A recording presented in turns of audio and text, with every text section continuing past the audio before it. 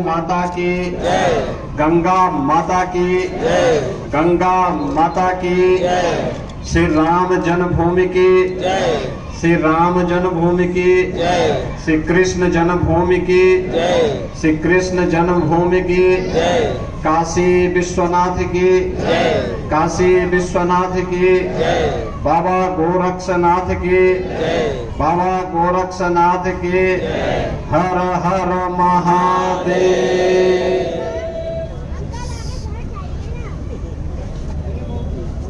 विजयादशमी के पावन पर्व पर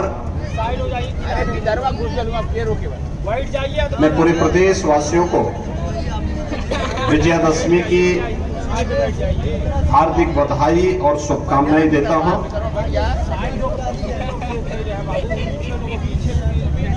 आज हम सब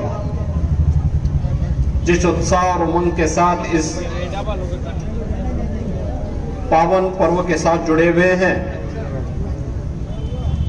हजारों वर्षों की स्मृतियों को हम सब इसके साथ समेट करके अपने जीवन की भावी कार्य योजना को मूर्त रूप दे रहे हैं। गोरखपुर के रामलीला मैदान के इस ऐतिहासिक कार्यक्रम में मंच पर उपस्थित हमारे सभी संतजन,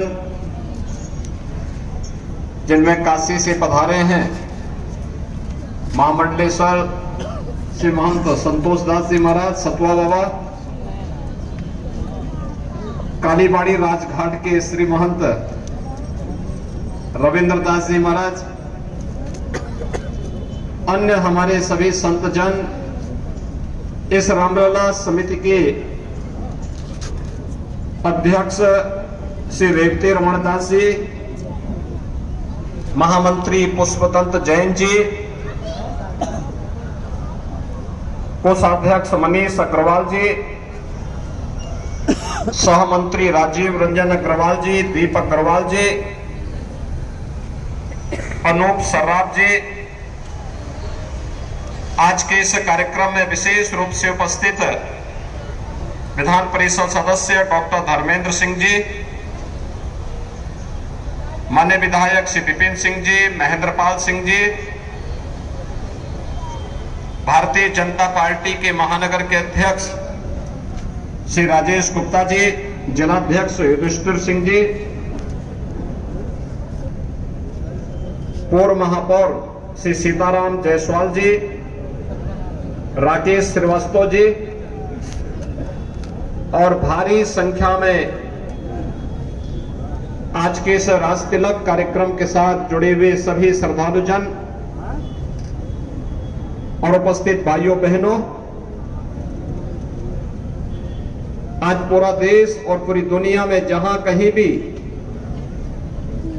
सनातन हिंदू धर्मावलंबी निवास कर रहा होगा, वह विजयादशमी के आयोजन को पूरे उत्साह और उमंग के साथ आयोजित करते हुए हजारों वर्ष पूर्व प्रभु श्री राम की अधर्म, असत्य और अन्याय पर विजय के फलस्वरूप उन्होंने इस धराधाम पर जिस राम राज्य की नींव रखी थी, उसका स्मरण करते हुए उन मार्गों को अंगीकार करने के लिए संकल्पित हो रहा है। भाइयों बहनों, पूरे देश में गांव हो या शहर, गली हो या कोई बड़ा मोहल्ला, अमीर हो या गरीब,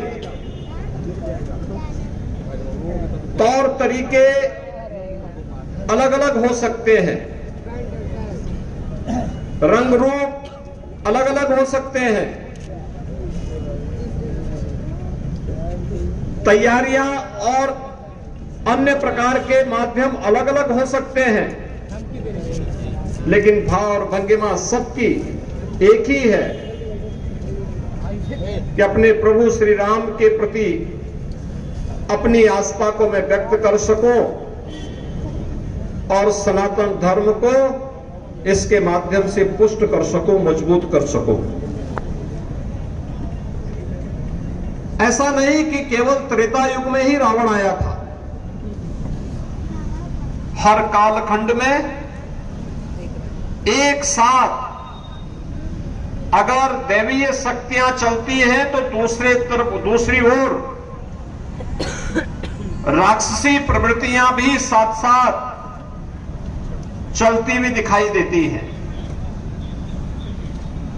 लेकिन जब सकारात्मक ताकतें मजबूत होकर के अपने पथ का अनुसरण करते हुए, अपनी एकता का मार्ग का अनुसरण करते हुए समाज और राष्ट्र के हित में कार्य करते हैं,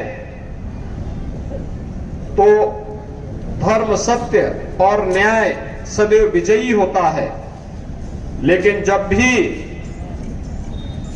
इन शक्तियों में बिखराव होता है, विभाजन होता है, सकारात्मकता कम होती है, नकारात्मकता बढ़ती है, तो राक्षसी प्रवृत्तियां हावी होती हुई दिखाई देती हैं। दुष्प्रवृत्ति के रूप में, वो किसी भी रूप में हो सकता है। वह आज के परिप्रेक्ष्य में अगर आप देखेंगे, वो आतंकवाद के रूप में हो सकता है, नक्सलवाद के रूप में हो सकता है, अलगाववाद के रूप में हो सकता है, उग्रवाद के रूप में हो सकता है, माफियावाद के रूप में हो सकता है, आपराधिक गतिविधियों के माध्यम से हो सकता है, अनावश्यक समाज में अराजकता पैदा करने की किसी भी दुष्प्रवृत्ति के रूप में हो सकता है। और यह हम सबकी जिम्मेदारी बनती है कि सकारात्मकता को ध्यान में रख करके हर कालखंड में कभी इस कार्य को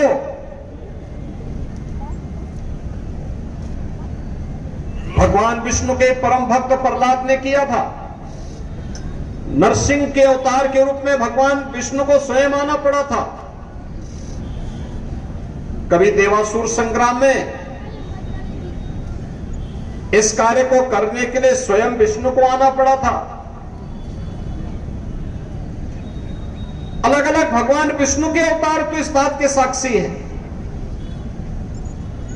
कभी स्वयं प्रभु राम के रूप में, कभी प्रभु कृष्ण के रूप में, कभी विश्व में मैत्री और शांति की स्थापना के लिए, करुणा के लिए बुद्ध के रूप में। ये हर कालखंड में यह परंपरा चलती रही है और हर युग इसके साथ ही विस्तार पाता रहा है।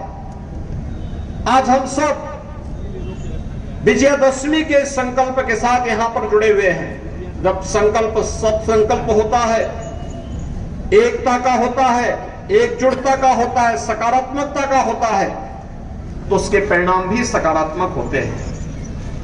और यह वर्ष तो विजयादशमी का और दीपावली का विशेष पर्व है, विशेष आयोजन है।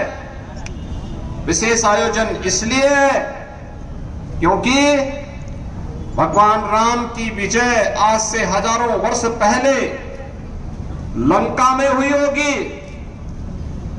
लेकिन इस वर्ष में प्रभु श्री राम 500 वर्षों का इंतजार करते हुए अपने स्वयं के भव्य मंदिर में विराजमान होने वाले हैं। अपने भव्य मंदिर में विराजमान होने वाले हैं। अब याद करिए आप, हम सब की पीढ़ी कितनी सौभाग्यशाली है, कितनी सौभाग्यशाली है।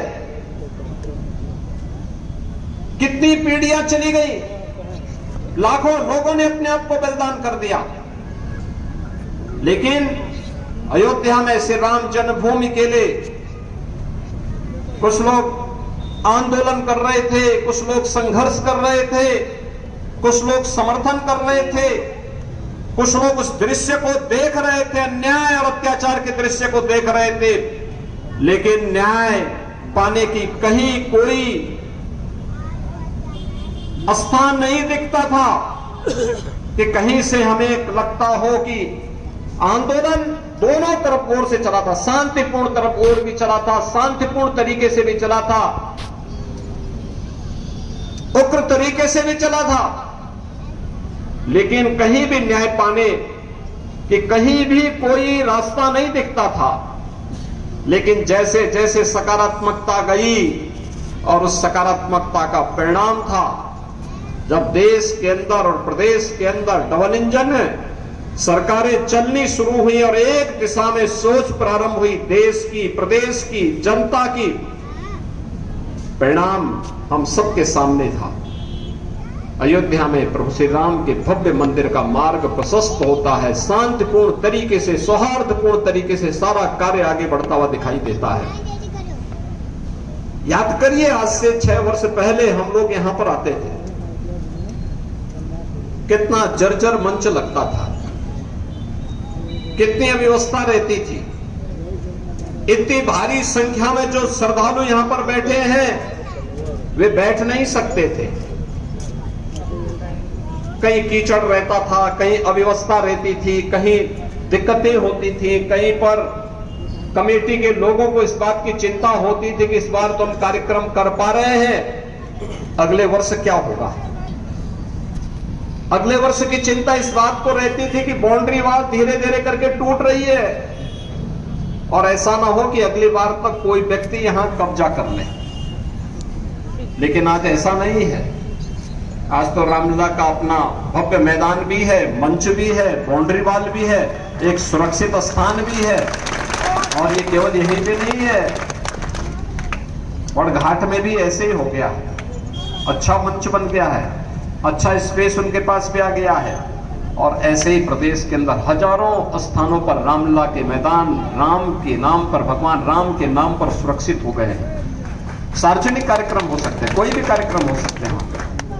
अभी पिछले दिनों हमने सरकार का भी एक कार्यक्रम यहां पर आयोजित किया था। भाइयों बहनों, ये चीजें इस बात को दिखाती हैं, जब भी हम अच्छा सोचेंगे परिणाम अच्छा आएगा, जब भी हम सकारात्मक सोचेंगे परिणाम सकारात्मक आएगा, जब भी हम नकारात्मक सोचेंगे, खराब सोचेंगे, बुरा सोचेंगे तो परिणाम बुरा ही आएगा और उस बुरा का भुक्तभोगी हमें स्वयं बनना पड़ेगा। इसलिए बुरा मत सोचिए, सकारात्मक सोच के साथ कार्य करिए, प्रभावी तरीके से आगे बढ़िए और दुनिया की कोई ताकत आपको नहीं रोक सकती। आपका मार्ग प्रशस्त होगा क्योंकि प्रभु श्री राम जैसा आदर्श हम सबके सामने है। दुनिया के अंदर एक ही आदर्श ऐसा है जिसको हमने धर्म के पर्याय के रूप में रखा है। और महर्षि वाल्मीकि को प्रभु श्री राम के बारे में जब कहना पड़ा था तो उन्होंने कहा था, रामो विग्रहवान धर्म, यानी राम क्या है? राम साक्षात धर्म के प्रतीक हैं। धर्म क्या? धर्म केवल पूजा पद्धति नहीं, उपासना विधि नहीं, उपासना विधि उसका एक छोटा सा पार्ट है। धर्म एक शाश्वत मूल्य है। धर्म वह एक शाश्वत व्यवस्था जो हमें कर्तव्य, सदाचार और नैतिक मूल्यों के प्रति आग्रही बनाता है। आज जो लोग धर्म का विरोध कर रहे हैं, सनातन धर्म का विरोध कर रहे हैं, ये वही लोग हैं जो समाज में जातीय विस्ममन करके, सामाजिक एकता को तार तार करके उन विदेशी आक्रांताओं के कार्य को सरल करने का कार्य कर रहे हैं, जिनके कारण देश गुलाम हुआ था। यह देश विखंडन के कगार की ओर गया था। आप याद करिए कि सनातन धर्म में जब हम सनातन धर्म की बात करते हैं तो सनातन धर्म उन नैतिक मूल्यों का पर्याय है, वह शाश्वत मूल्य है जिस पर व्यक्ति और समाज का जीवन टिका हुआ है। याद करिए, अगर समाज से, अगर व्यक्ति के जीवन से हम अपने राष्ट्रीय जीवन से कर्तव्य को हटा दें तो क्या बचेगा? अकर्मण्यता बचेगी, निकम्मापन बचेगा। कोई परिणाम आ पाएगा? नहीं आ पाएगा। अगर हम नैतिक मूल्यों को समाज से हटा लें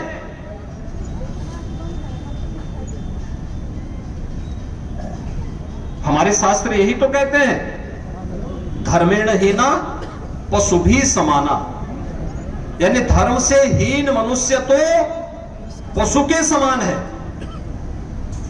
पशु कोई अंतर नहीं महसूस करता, नैतिक अनैतिकता का पक्ष उसके सामने नहीं होता है, लेकिन मनुष्य है नैतिक और अनैतिक दोनों को जानता है। आपने देखा होगा अभी शारदीय नवरात्रि में 9 दिनों तक हमने जगत जननी मां भगवती दुर्गा के 9 रूपों की पूजा की, और नवमी के दिन जिस दिन सिद्धिदात्री के रूप में दुर्गा की पूजा होती है उस दिन 9 कुंवारी कन्याओं के पूजन का विधान भी है। समाज नैतिक मूल्यों से बंधा हुआ होना चाहिए। उन कन्याओं को देवी के रूप में हम मान्यता देकर के उनके संरक्षण के बारे में, उनके भावी जीवन को उज्जवल बनाने के लिए समाज भी चिंतित हो। केवल एक परिवार की चिंता नहीं, समाज को भी उसके साथ मिलकर के कार्य करना चाहिए, ये इसके प्रति आग्रही बनाने के लिए। अगर समाज से इन सभी व्यवस्थाओं को हम हटा दें तो फिर बचता क्या है? सदाचार को अगर हम हटा दें समाज में दुराचारी पैदा हो जाएंगे, अराजकता फैल जाएगी, गुंडागर्दी चरम पर होगी, व्यभिचार चरम पर होगा, अव्यवस्था और अराजकता का जो तांडव होगा तो एक बार फिर से उस युग